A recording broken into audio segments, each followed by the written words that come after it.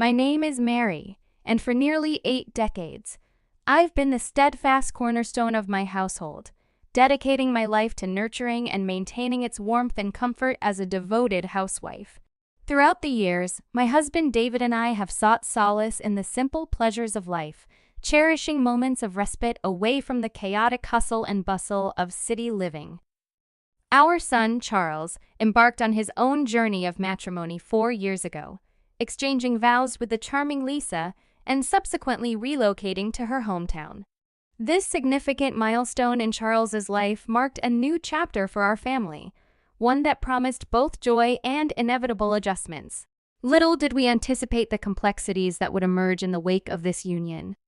As David and I sat down to discuss our retirement plans, our tranquil reverie was interrupted by an unexpected message from Charles. His request to visit us for a week, though seemingly innocuous, sparked a whirlwind of apprehension within us. You see, Charles's visits had become infrequent, and the strained dynamics between our families cast a shadow over his sudden desire to reconnect.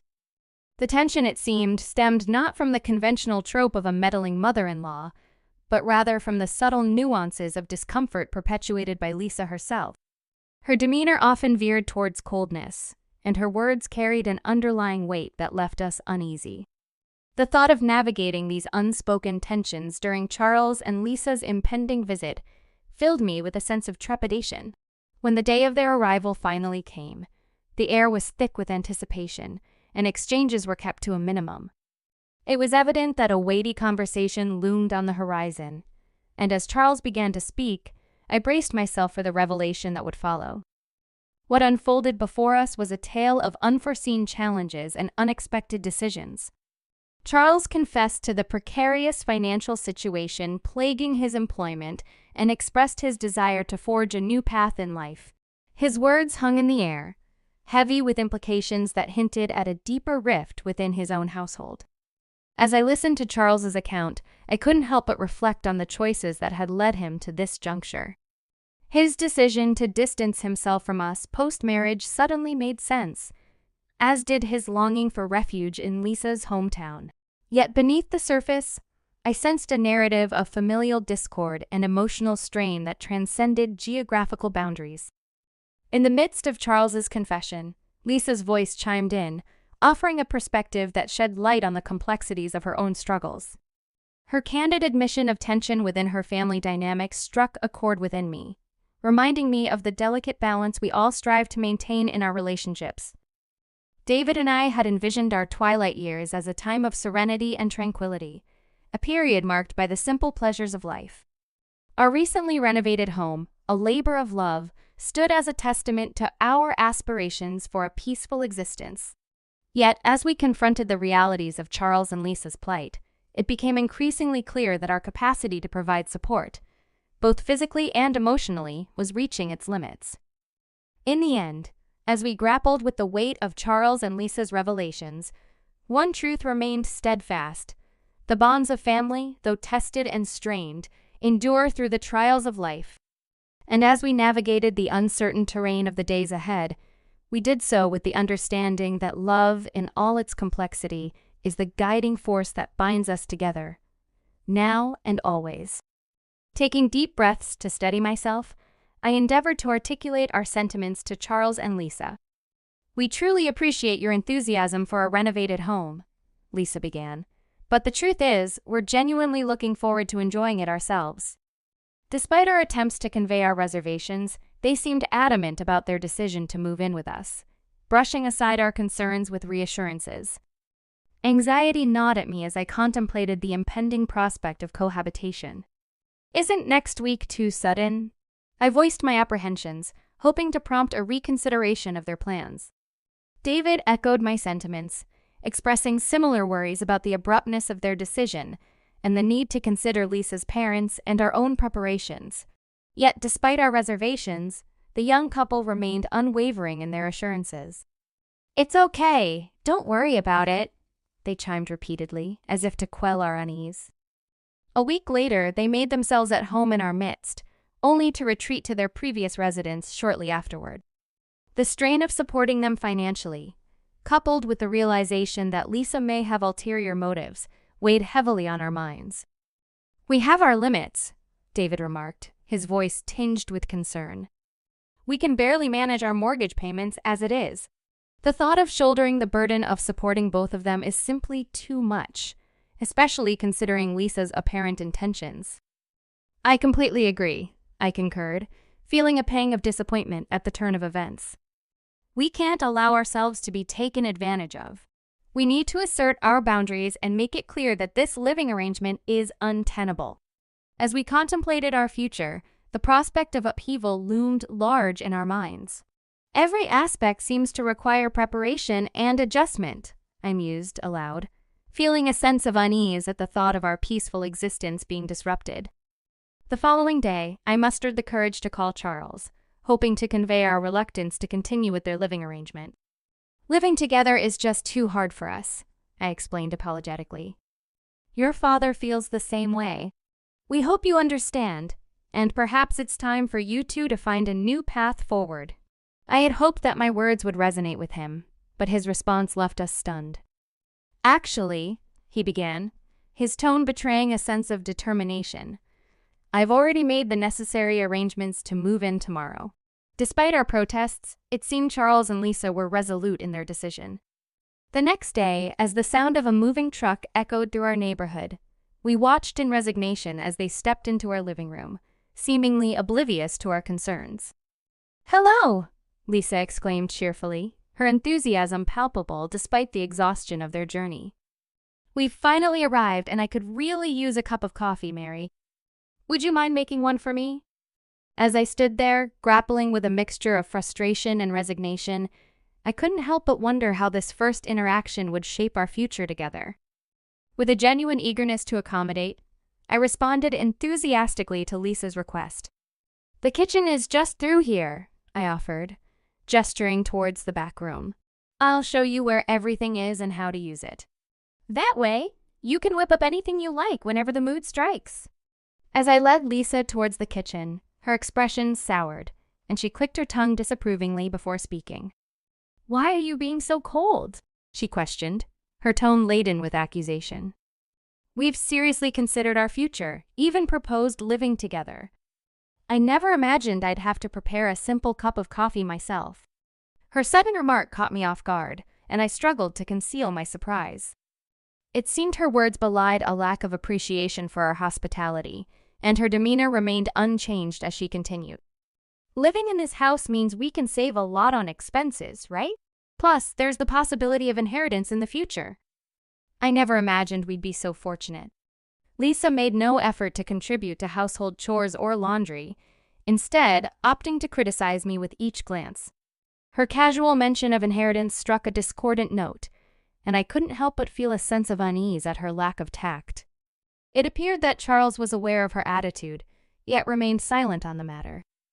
Meanwhile, David, having retired, spent most weekdays away from home for a new job, unaware of the dynamics unfolding in his absence. Concerned by my growing fatigue and the strain of managing household responsibilities, he approached me with genuine care. "Mary, I'm genuinely concerned about you," he expressed, his voice tinged with worry. "If things become overwhelming, let's work together to find a solution." His words always had a calming effect on me, yet Lisa's behavior continued to unsettle me. Her mention of inheritance had sparked a realization within me living with her would prove to be a challenge, not just due to her blunt remarks, but due to a deeper underlying tension that I couldn't quite place. Despite Lisa's watchful gaze and subtle attempts to isolate me from Charles, I seized every opportunity to communicate directly with him. "If it's shopping, Charles and I can go," I suggested, hoping for a moment of privacy. "Just let us know what you need, and we'll take care of everything. And, of course, we'll handle the expenses." As I watched Charles's reaction, I couldn't shake the feeling of apprehension that lingered within me. It seemed that beneath the surface of our seemingly harmonious family dynamic, tensions simmered, threatening to disrupt the fragile balance we had sought to maintain. I harbored a genuine hope that through open communication with Charles, Lisa's demeanor might soften, if only slightly. It had been 8 months since we began cohabiting, and during this time, Charles appeared to lack urgency in seeking employment, preferring to lounge around the house. "It's time to start considering finding a job," I gently suggested one day, my concern growing with each passing moment. "Relying solely on us won't be sustainable in the long run. You should think about supporting yourself." Despite my attempts at diplomacy, Charles and Lisa seemed oblivious to the strain their inertia placed on our lives. Each day of their inaction heightened my disappointment and frustration. We found ourselves dipping into our retirement savings, despite still carrying a mortgage on our newly renovated home. It appeared as though Charles remained indifferent to our predicament. As the weight of our circumstances bore down on me, I realized I could no longer endure in silence. I confided in David, who had already sensed my growing discontent. "Mary, it's time to stop enduring," he advised, his concern palpable. "I plan to have a candid conversation with Charles tomorrow." After discussing our approach, we decided to address the issue as a family the following evening. Though I braced myself for Lisa's potential objections, a sense of resolution settled within me at the thought of finally confronting our situation. As night fell and the family gathered around the table, David attempted to broach the topic, but Lisa interrupted, requesting a moment to speak. Standing before us, she declared, "Throughout our time here, we've had many feelings. We believe this wonderful house isn't suitable for the two of you." Charles agrees. Her words hung in the air, laden with an unexpected directive. It dawned on me that Lisa intended to invite her own parents to reside in our renovated home. An atmosphere of tension filled the room as I struggled to comprehend the gravity of her proposal. "Are you truly serious?" I questioned, my voice trembling with a mix of shock and confusion. But Lisa remained unfazed, her demeanor haughty as she dismissed our concerns.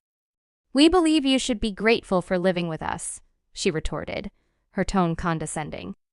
Stunned into silence, David and I exchanged glances, grappling with the weight of Lisa's audacious request. Eventually, David composed himself enough to address Charles, his tone firm yet measured. "Charles, do you understand the implications of this decision?" he inquired, seeking clarity amidst the swirling chaos of emotions. "What do you make of all this?" David's earnest inquiry hung in the air, prompting us to await Charles's response with bated breath.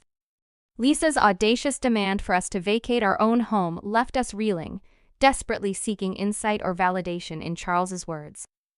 As Charles pondered his response, a flicker of contemplation crossed his features. Upon reflection, he began tentatively, "There might be some merit to what Lisa is suggesting.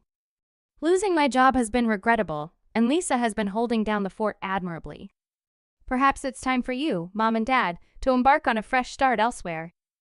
His words, though unexpected, struck a chord within us, sparking a moment of silent understanding. It was a realization that had been simmering beneath the surface as we grappled with the changing dynamics of our relationship with Charles. He was our cherished only child, and while we had never intended to coddle him excessively, his union with Lisa seemed to have altered his outlook drastically. As we exchanged glances, a tacit agreement passed between us, acknowledging the need for a new chapter. Yet, amidst our contemplation, Lisa interjected with a sharp retort. "Why rely on silent communication?" she challenged, her tone laced with disdain. "If you have time for that, you should be packing your bags and leaving this house." Though her words stung with anger and confusion, I maintained a composed demeanor, offering a calm smile in response. "Understood," I replied evenly. "We won't intrude any further. Whatever unfolds from now on, please don't involve us." Even as I spoke these words, I felt a sense of liberation wash over me. It was a declaration of independence from the tumultuous circumstances that had engulfed us, a resolve to chart our own path forward. And though Lisa's face lit up with satisfaction, I couldn't shake the lingering doubts that gnawed at my heart. As the day of departure loomed, I found myself grappling with a mixture of emotions. On one hand, there was a palpable sense of relief at the prospect of escaping Lisa's oppressive presence. Yet beneath the surface there lingered a nagging uncertainty about the future that awaited us. As David busied himself with preparations for our move, his enthusiasm for the prospect of a new beginning was palpable.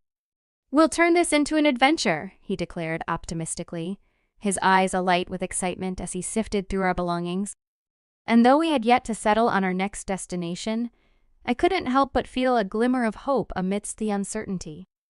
It was a reminder that even in the face of adversity, there was always the potential for renewal and growth.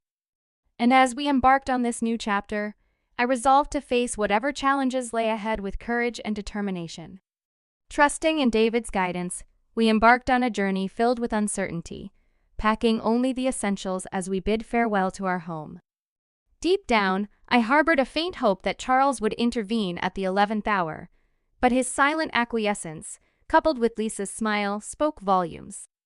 The fragility of family bonds weighed heavily on my mind during our journey, yet strangely, I felt a sense of liberation and clarity. Perhaps it was the relief of escaping Lisa's domineering presence that lifted my spirits.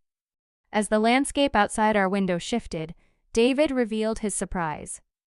"We're almost there," he announced, his tone tinged with excitement. Puzzled, I inquired about our destination, only to learn that he had secured a room in a luxury condominium, meticulously tailored to our preferences.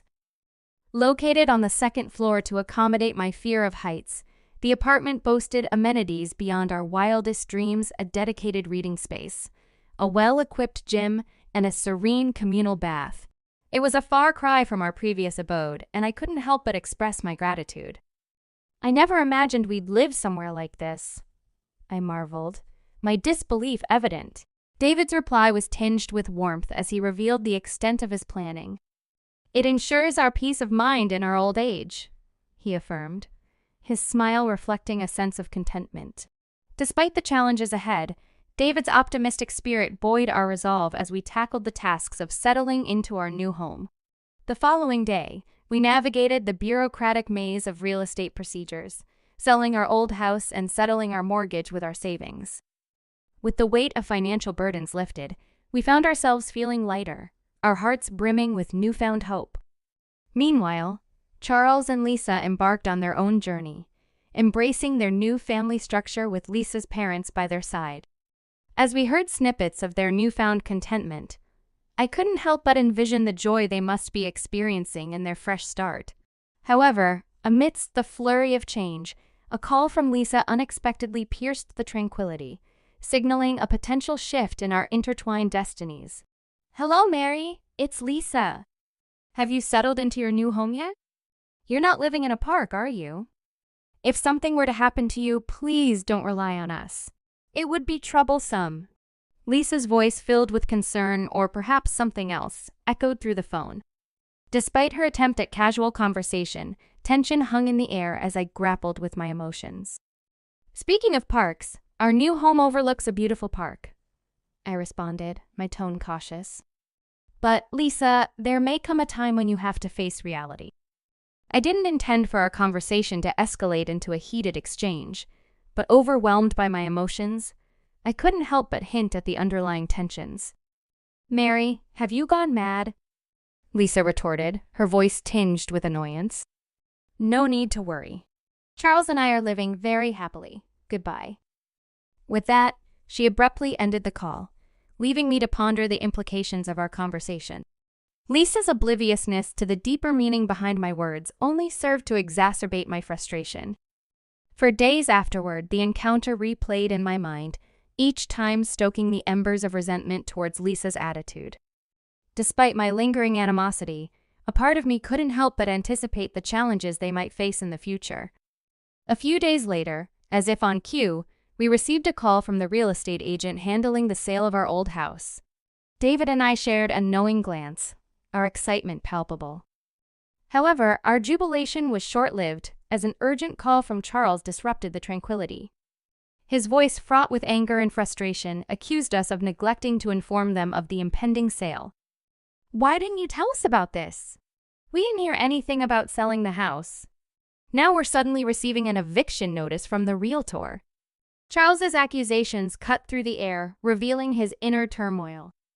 It was the opportunity we had been waiting for, the chance to assert our stance. Calmly, David began to address Charles's accusations, unraveling the complexities of the situation. "Charles, I understand your frustration," David began, his voice steady.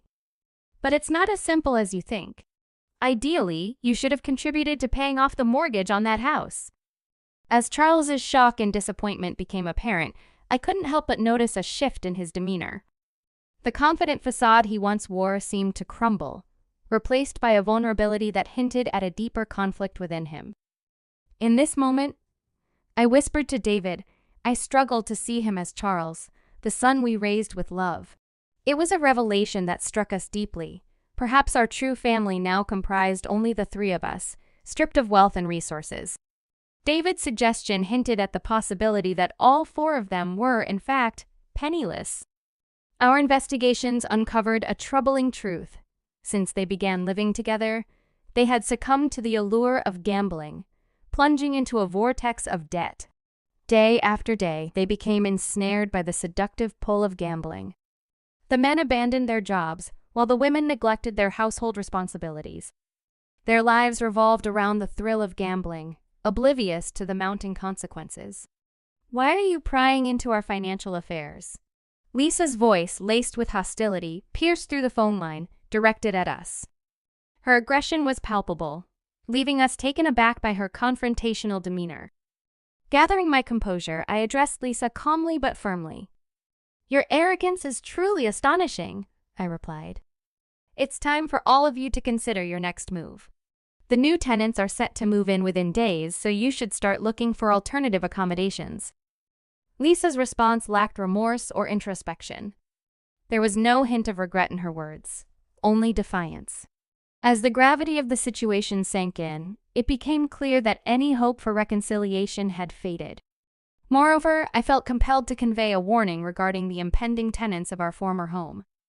The man who had agreed to purchase the house had a formidable appearance, which might evoke fear upon first interaction. However, despite his intimidating demeanor, he had shown understanding and kindness.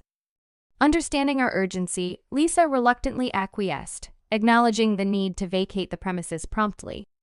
However, she pleaded for more time to secure alternative housing arrangements. "We'll leave as soon as possible," Lisa conceded, her tone tinged with resignation. "But finding a new place may take some time. Can't we be granted a little more time?" Their plea for an extension tugged at my heartstrings, but given the circumstances, concessions were impossible. The impending danger and uncertainty demanded swift action, leaving little room for leniency. As I listened to Lisa's voice over the phone, a twinge of sarcasm crept into my smile. Her anxious tone betrayed the urgency of the situation, and I couldn't resist a slightly sardonic response. "You don't have much time left," I remarked dryly, offering one last piece of advice before bidding her farewell. "So choose your actions wisely. Goodbye." As I ended the call, a sense of relief flooded over me, washing away the tension that had gripped me. It was as if a weight had been lifted from my shoulders, leaving me with a feeling of newfound liberation. Later, through hearsay and gossip, I learned that the four of them had swiftly and diligently tidied up their living quarters before vacating the premises. The news brought a chuckle to my lips. It seemed they, too, had felt the urgency of the situation. Although I received no direct communication from them, I gathered from a reliable source that they had downsized to a cramped 180-square-foot studio apartment. The thought of all four of them squeezed into such a tiny space piqued my curiosity. Perhaps amidst their financial woes, they were caught up in the relentless cycle of repaying debts, leading busy lives that left little time for leisure or comfort. It was almost poetic justice, I mused as I contemplated their plight. After all the twists and turns, it appeared that they were reaping the consequences of their actions. Meanwhile, David and I were on the cusp of embarking on a new chapter in our lives. In our cozy new condo, nestled in a vibrant neighborhood, we envisioned days filled with peace and contentment. Finally, we would have the opportunity to enjoy each other's company without the distractions and dramas that had plagued us in the past. As we looked ahead to our future together, we embraced the promise of tranquil and fulfilling days ahead, just the two of us, in our little